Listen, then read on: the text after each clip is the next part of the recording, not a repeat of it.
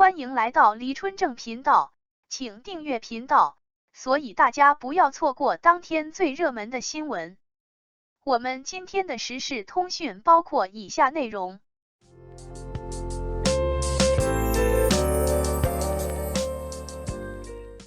王一博，娱乐圈去流量时代，让演技成为演员的声量。这是一个速食时代，速食娱乐、速食文化、速食成功，甚至速食爱情。过度推崇速度与效率，缺乏延迟满足能力的人们，习惯了所见即所得，习惯了快速迭代。包括市场对演员的甄别，包括观众对演员的期待，甚至包括前浪对后浪的宽容。速食使人双标，看似极度苛刻，甚至等不了熬一锅汤的耐心，实则又极度将就，用140字压缩表达，直至汉字失语。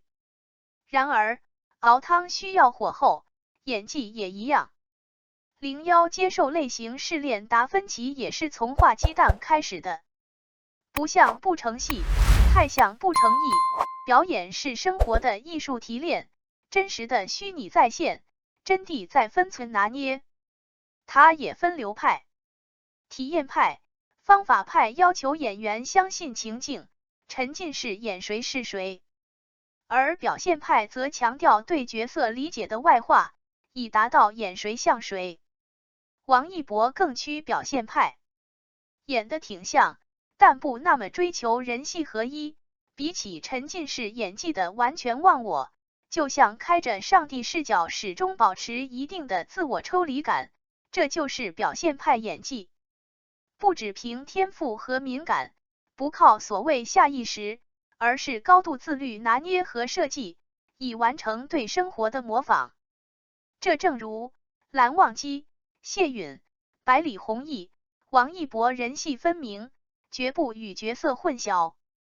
他演得不别扭，我们看得不出戏，说明他理解角色。但因非科班出身，专业知识建构不系统，表演条理性偏弱，所以演技并非总是循序渐进，发挥不够稳定，不时小有反复。当然，王一博自身思维跳跃发散，野生演技又有股子跳出框外的灵动，所以倒也自成章法。然而演法虽接近表现派，但王一博并不是典型的表现派演员。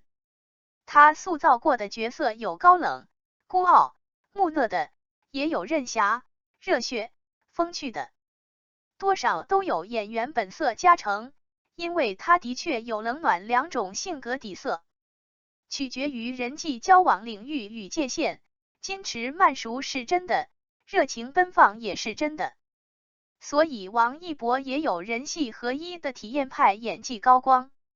体验派靠灵感与敏感演戏，入戏深出戏慢，爆发力大，耗能多，容易波动，比较依赖状态。而王一博也是遇强则强，对手气场适配，爆发力就惊人，反之则不然。但他出入戏快，绝不拖泥带水，演技状态往往越是靠后越好，这些又都是表现派的特质。面瘫这样的恶评，从陈情令一直延续到风起洛阳，但事实上他的演技在正态成长中。因为演技本质是演员内在生命成长，人不能给予别人自己没有的东西。24岁的王一博演百里弘毅，显然比20岁演蓝忘机底蕴更厚。百里弘毅与蓝忘机人设有撞形处，王一博的高冷演技进步似也不明显。但与当初碰中猛对的机遇型成功不同，通过类型表演的试炼，他已然实现从无心插柳到有意栽花的进阶。曾经为他扛鼎捏汉，如今再看已如烹小鲜，这就是进步。演员职业也有技能阶梯，就像绘画讲究先简后难，提倡先整体再局部。为啥？因为无论是基础构图，还是铺明暗调子，新手都容易陷入局部陷阱。同样是起稿，新高手自然有别，但高手也要从结构入手。结构线是画面的透视参考，否则就算局部成功，整体也会失败。因为细节的勾勒往往很容易轻松上手，但要把握全局反倒需要视野和境界。所以，画技极少靠灵感速成，离不开时间砥砺。演员也一样，不能因角色类型重复，就跳过必要积累、打磨。张国立、张铁林、唐国强、陈道明、焦晃，这些娱圈95之尊，都有皇帝专业户名头。而郑板桥画竹，齐白石画虾，徐悲鸿画马，张大千画河，更是早已成为中国文化象征符号。没有量变就没有质变，因此演员首先要自我定位。老天爷赏的这碗饭，可能会集中在某个类型，至少起步阶段不要想着跑，先把这碗饭吃好再去想突破。演啥都有自己的烙印，通常称为个性风格。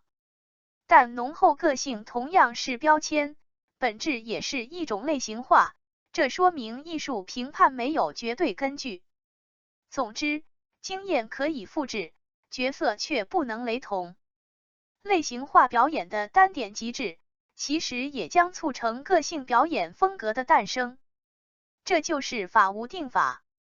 最怕舆论动辄鼓吹，粉丝卖力营销艺人千面。讲道理，剧抛是那么轻易吗？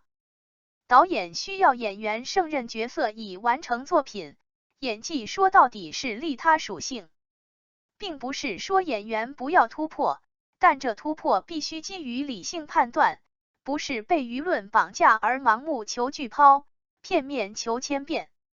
飙戏也要有团魂的，把现场变成 solo 场，说的好是努力，其实就是自嗨。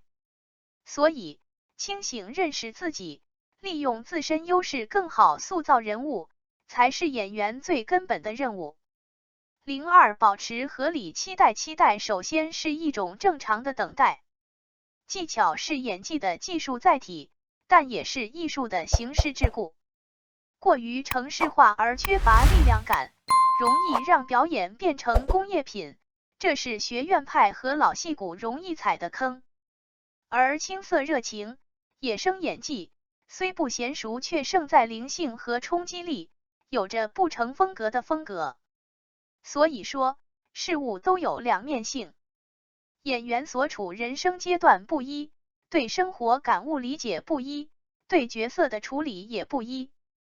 蓝忘机与百里弘毅虽然人设类型接近，但24岁的王一博和20岁的王一博肯定不同。尝试不同类型作品，合作不同资历演员，完成不同角色挑战，都是王一博必经的成长。当然，演员塑造角色有局限性，尤其是在文学形象基础上再创造。1000个读者，就有1000个哈姆雷特。文学形象既有，一定程度上必然约束演员创造。因此 IP 改编选角似乎永远难尽人意，偏偏《陈情令》、有匪、风起洛阳都是 IP 改编。王一博本身因《陈情令》爆红，又是圈内当红顶级流量，被热门 IP 选中正常。只不过挑战经典 IP 人物形象影视化，可比即兴街舞 freestyle 难太多。因为这可不是在跟自己 battle 或是某个对手 battle， 而是跟无数原著粉的白月光 battle。IP 为作品影视化带来初代粉丝不假，只不过那可都是眼不揉沙的挑货人。接演 IP 改编剧对流量明星来说，无异于青铜拿王者剧本，起手就是地狱模式。王一博新人期爆红，出道即高峰，起点太高，此后便受累于卫冕，这是评价者待他苛刻的主要原因。其实，这也是流量明星转型影视发展面临的共同困境。因为当流量把你架上神龛，你即使本人想下来接地气，还有饭圈这一层神秘力量的阻挠。要理解饭圈力量，得先理解粉丝经济。粉丝自诩的为爱发电，用创投视野看就是聚焦偶像投资的粉丝经济，其长尾效应远超其他文化产品与实体经济。而长尾效应为业态带来的利基市场新商机，以往在互联网经济中曾被反复验证。粉丝经济运营者就是饭圈，而饭圈拥有厚重的互联网基因。百度、阿里、腾讯、玩转互联网经济的巨头们早已深度布局影视，不满足于在线视频平台市场的寡头竞争，不甘心只成为影视接口，资本操纵下的去源社区运营，正在改造影视业态。所以饭圈并不是单纯粉丝圈，它更像资本豢养的吞金兽。起初有海可控，但其承载的文化逻辑与经济动因，却足以让利益群体沉迷其中，暴走直至脱缰。譬如在争番这种事上，比起演员和经纪公司因虚荣而争执，其实更像是饭圈文化倒逼明星及其团队。这就解释了为何饭圈本身并不以偶像意志为转移，甚至很多时候会背逆偶像真实意图。否则，偶像们也不需要一再呼吁不搞圈层对立。正因此，番位成了行业默认的实力象征，而压番成了圈内惯用抬咖手段和倾轧攻略。争番搅动娱圈一池浑水，惯出番位能上不能下的毛病。腥风血雨的名利场就是现实扭曲立场，抹杀粉丝的观众自觉，吞噬着演员的影视初心。行业积弊会影响王一博吗？回顾下金鹰奖史上最通透获奖感言，我知道，目前可能更多是支持我的人作为我的观众在喜爱我。接下来我会更加努力，用努力和一些运气，更加配得上这个奖。清醒、坦荡、不忌惮把运气和眷顾同时摆上台面。Who care？ 真正的观众才不会盯着海报或片头，只为看谁的名字在先。真正执着的是变态运营的利益阵营，以及被变态运营蛊惑的粉丝。而王一博是粉丝不要替我出头，有事我自己会说的主儿。MTJJ 更是向来数据佛得一批的饭圈反例。再看看王一博近年影视足迹，有匪合作赵丽颖，女频大 IP 改编剧，男主二番正常，风起洛阳合作黄轩，黄轩实力热度在线，前辈面前二番男主合理，待播剧冰与火合作陈晓，陈晓虽然热度不在，实力仍在，王一博二番男主也不违和。就从影五载的演员而言，这种排位其实很正常。但就王一博的流量能级来说，在价值取向跑偏的扭曲圈子里，这种正常反而不正常，就很无语。03回归价值本身资本导向的流量时代翻篇了，影视沦为资本秀场，就有了流量原罪说。然而流量并非自诩，是互联网效应使然。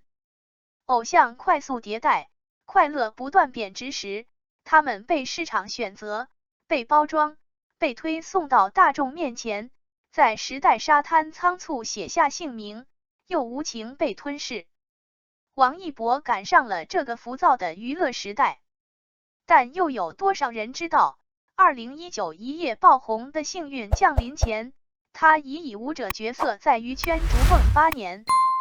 别人为出道而跳舞，唯独他为跳舞而出道。21岁就认定的事，就算到了81岁也还能坚持。在周遭世界的轻浮善变中，他长情的像上个娱乐时代的遗珍。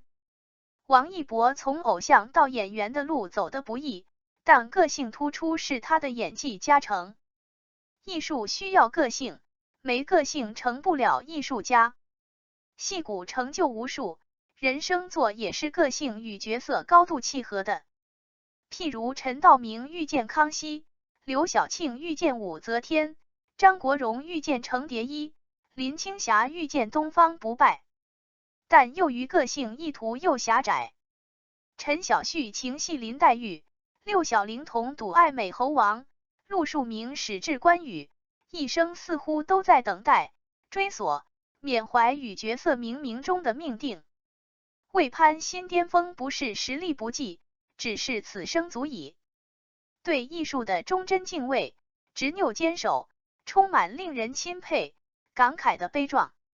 所以，无论隶属哪种演技派别，追求何种发展路径，演员都必须努力克服自身的局限性，增强可塑性，戏才能演得心应手，心才会在方寸空间大有可为。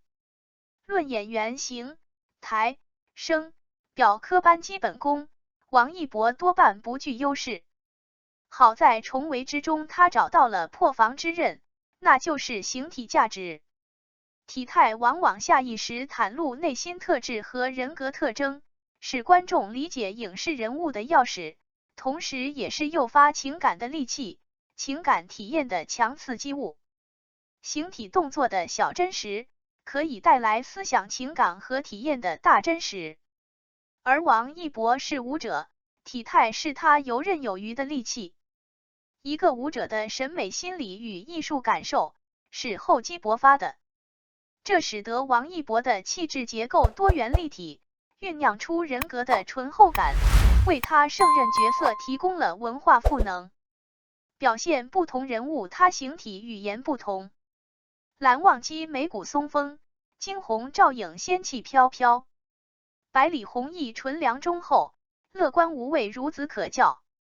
抓人物神韵，挖人物特性，这就是演技。表演是演员自我与角色自我的合作，甚至可以说，表演理论教演员的，近乎就是一套可驾驭式人格分裂法，这需要极大悟性。一般说来，悟性是与生俱来的天赋条件，但悟性也可以经由后天习得。王一博悟性高，有好演员基础，对演技的追求出于自身需求和喜好，对成长的定义没有自我物化与内耗。王一博做到了一个演员爱岗敬业的本分。他曾经说，没做过不喜欢的事，因为都拒绝了。作为影视歌舞多期发展，文体两手抓的顶级流量，也唯有他有说这话的底气。若素质是冰山，水上不过1/12，水下才是10/89。同理，为公众熟知的王一博也不过1/2。他不上镜，不上镜已令人心惊荡漾，再上点镜叫别人咋活？他太直球，说话坦荡，做人磊落，浑无羁绊，哪怕稍欠点运气，都是汗血盐车的结局。三观跟着五官走，为人民币不为人民的鱼圈乱世，多数人活得懦弱而轻浮，而被划归流量的王一博却活得真实有力，游离圈层之外，承受得起审视。同龄人刚雏鸟离巢，他已仗剑走过天涯，闯异国，走他乡，凭实力站稳在许多人终其一生也无缘抵达的高处。你以为有酒有故事的他不免会被世故熏染，然而真话也许不能尽讲，谎言却半句不说的他，却仍是这厚黑圈子里的机车少年。正是被青春撞腰的花样年华，却已经撞过南墙踩过坑，如老僧入定般冲淡自然。流量成见面前，他却敢正经认领并正确发声，让流量配得上正能量，是我现在对未来的选择。所以，哪怕全装出镜，小香风造型，他仍是这风月欢场的清水芙蓉。其秉性风骨，鱼圈留不住，却终究留下来。王一博就是世间二律背反的存在，那就老子无悔，观其不语。少年终将长大。Don't say so much. 感谢您观看视频。如果您觉得本时事通讯有用，请不要忘记点赞、评论和订阅。祝您生活愉快，充满活力。再见。